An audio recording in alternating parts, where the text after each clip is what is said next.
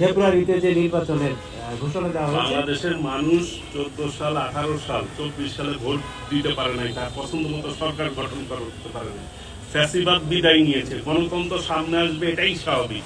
মানুষ এখন তার জনগণের সরকার চায়, তাদের প্রতিনিধিত্ব সরকার চায়, তারা ভোট দিয়ে তাদের প্রতিনিধি নির্বাচিত করবে।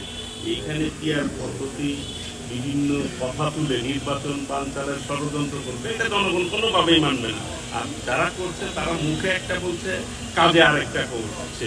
বলছে পিয়ার পদ্ধতি, আর 6 মাস আগে থেকে তাদের প্রার্থী ঠিক করে বাড়িতে বাড়িতে যে ভোট চাচ্ছে, এটা একটা মুনাফিকি কাজ। নির্বাচনের কোনো আশঙ্কা আছে কিনা, যে ফেব্রুয়ারি নির্বাচন নিয়ে আপনাদের কোনো আশঙ্কা আছে কিনা? ইতিমধ্যেই আমি কিন্তু বলেছি, জনগণ 14 সাল 18 সাল 24 সালে ভোট দিয়ে তাদের পছন্দ মতো সরকার গঠন করতে পারে নাই, জনবান্ধব সরকার গঠন করতে পারে নাই, ফ্যাসিবাদ বিদায় নিয়েছে। জনগণ তার পছন্দ মতো সরকার নির্বাচিত করবে, এটি তাদের হক, তাদের নাগরিক অধিকার। এই অধিকার থেকে যারাই বঞ্চিত করতে যাবে তারাই জনগণ থেকে বিচ্ছিন্ন হয়ে যাবে।